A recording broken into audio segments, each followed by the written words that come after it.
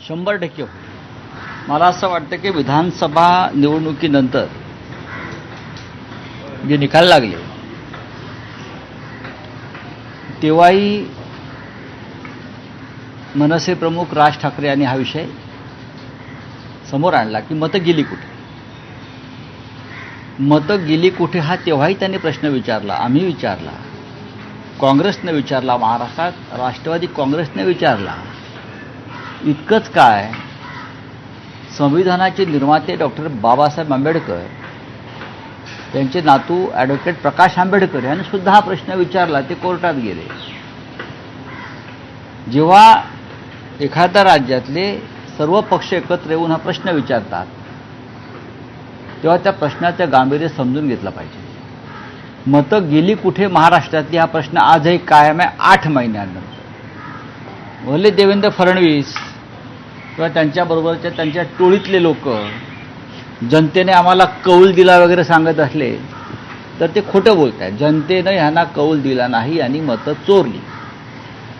जो मुद्दा राहुल गांधीने राष्ट्रीय पातळीवर घेतलेला आहे हा मुद्दा आता आंतरराष्ट्रीय स्तरावर गेला की नरेंद्र मोदी भारतासारख्या महान देशामध्ये मतं चोरी करून सत्तेवरती आलेले आहेत. म्हणजे लिबियामध्ये जे गडाफी करत होता किंवा युगांडामध्ये इदी आमीन करत होता, त्यानंतर सद्दाम हुसेन इराकमध्ये करत होता, सिरियामध्ये, अफगाणिस्तानमध्ये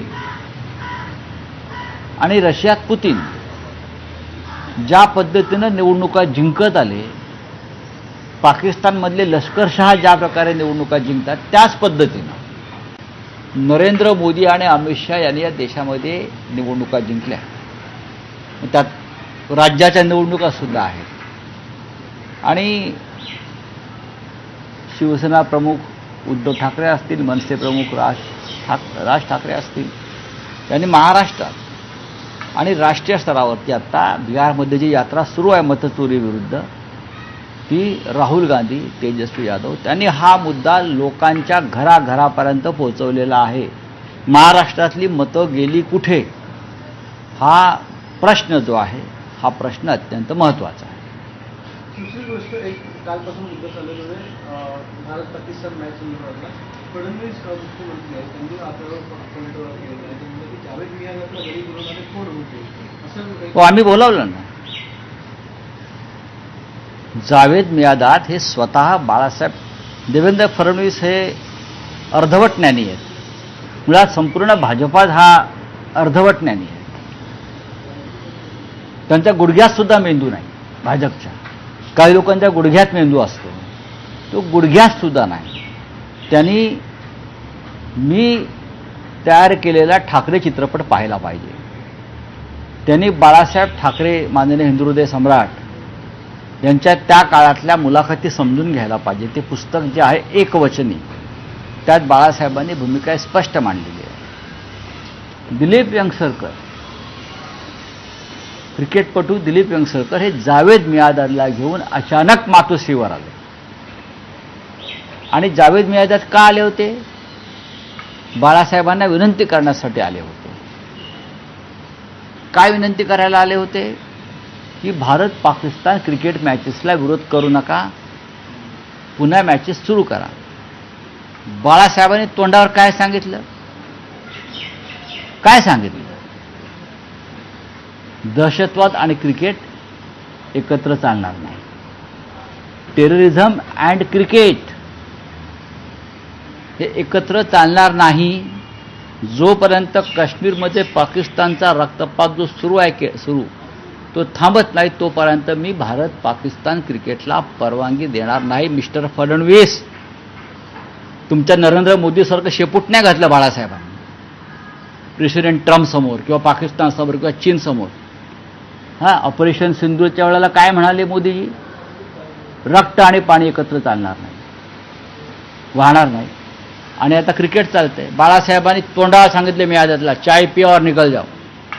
तू या घरात पाहुणा म्हणून आलायस, हा चहा प्यायचा बरं का, आणि निघून जायचं. हे तुम्ही दिलीप वेंगसरकरांना विचारू शकता काय झालं ते. देवेंद्र फडणवीस हे खरोखर राष्ट्रभक्त आणि हिंदुत्ववादी वगैरे असतील आणि महाराष्ट्रातल्या ज्या महिलांनी आपलं कुंकू पुसलं त्या कुंकवाची त्यांना कदर असेल तर ते अशी विधानं करणार नाहीत. जावेद मियादाद अरे सोड ना, आताच बोला हो. आरसा पाहावा नंतर हो आरसा आहे. तुम्ही आरशाची फॅक्टरी काढली आहे ना बेल्जियमला जाऊन. बेल्जियमला चांगले आरसे मिळतात. आरशाची फॅक्टरी यांची आहे ना भाजपवाल्यांची.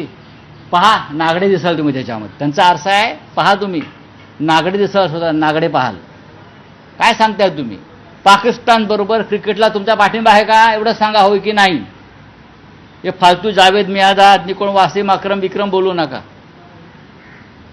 शेपूट घातल्या भारतीय जनता पक्षाने पाकड्यांसमोर पैशासाठी. हे काय तुम्ही कोणाची तरफदारी करताय देवेंद्र फडणवीस?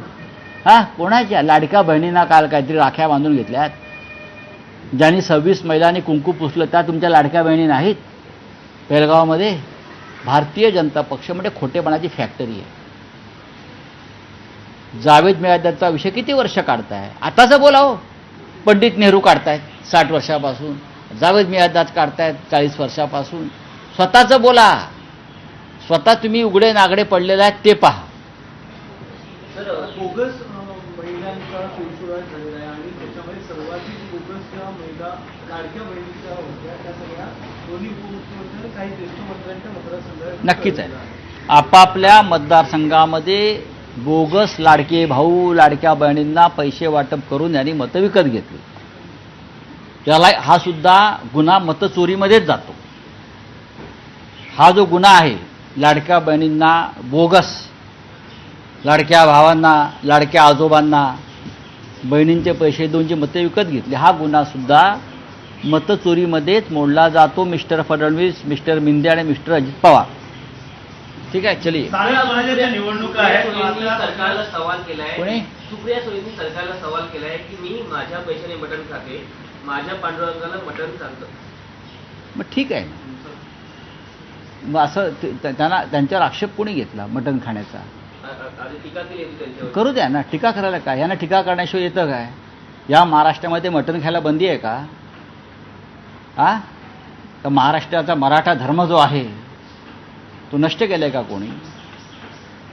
तसं असेल तर सांगा. कोणी काय खावं हे तुम्ही ठरू शकत नाही. खावं ना. सुप्रिया सुळेंना वारकरी संप्रदाय उत्तर देईल असं फडणवीस म्हणतात. बरं फडणवीसांना सांगा तुम्ही चोरून काय खाता ते मला माहिती आहे. फडणवीस का शाकाहारी आहेत का? आम्हाला माहीत नाही फडणवीस काय खातात. कशाला खाण्यापिण्यावर जात आहे? खाण्यावर जा. स्वतः काय खाताय? मटण चिकन का महाग झाली आहे मार्केटला? आम्ही खातो म्हणून नाही. जे कालपर्यंत खात नव्हते तेच जाऊन रांग लावून घेत आहेत तिथे. तर कोकणात जाण्यासाठी मोदी एक्सप्रेस सोडण्यात आली आहे. सोडून द्यावं, सोडून द्यावं. बोला हिंदी में क्या है क्या? बाळासाहेब थोरात यांना एकाने धमकी दिली. झाला विषय तो. बोला. अध्यात्माचा विषय आहे. काही लोक अध्यात्मामध्ये काही गुंड आणि माफिया शिरलेले आहेत. बरं काही महाराष्ट्राची परंपरा नाही. जो प्रकार बाळासाहेब थोरांच्या बाबतीत घडला आहे त्याचा धिक्कार करावा थोडा. याचा धिक्कार राज्याच्या मुख्यमंत्र्यांनी केला पाहिजे. याचा अरे सोडून द्यावं. कोण हे गुंड माफिया अध्यात्मात शिरतात त्यांना अशी भाषा करतात? काय त्याचे प्रश्न विचारताय? राज ठाकरे जी ने ये मुद्दा पहले भी उठाया है जब चुनाव के नतीजे आए थे. ये वोट चोरी का मुद्दा महाराष्ट्र में 8 महीने से हम लोग उसके ऊपर सवाल जवाब कर रहे हैं. उद्धव ठाकरे जी ने ये मुद्दा उठाया, राज ठाकरे जी ने उठाया, शरद पवार साहब ने उठाया, कांग्रेस ने उठाया. देवेंद्र फडणवीस की सरकार इस प्रकार के वोट चोरी से ही सत्ता में आई है. हमारे वोट कहाँ गए ये सवाल राज ठाकरे ने पूछा था. ये सवाल हमने भी पूछा कि हमको जो वोट लोगों ने डाल दिए हैं, लोग कहते हैं वो वोट कहाँ चोरी हो गए. अब ये चोरी का मुद्दा राहुल गांधी जी ने राष्ट्रीय स्तर पर उठाया है और अंतर्राष्ट्रीय स्तर पर जा रहा है. किस तरह से नरेंद्र मोदी, अमित शाह लोकतंत्र की हत्या करके सत्ता पर बैठे, जैसे लिबिया में हो गया. तर संजय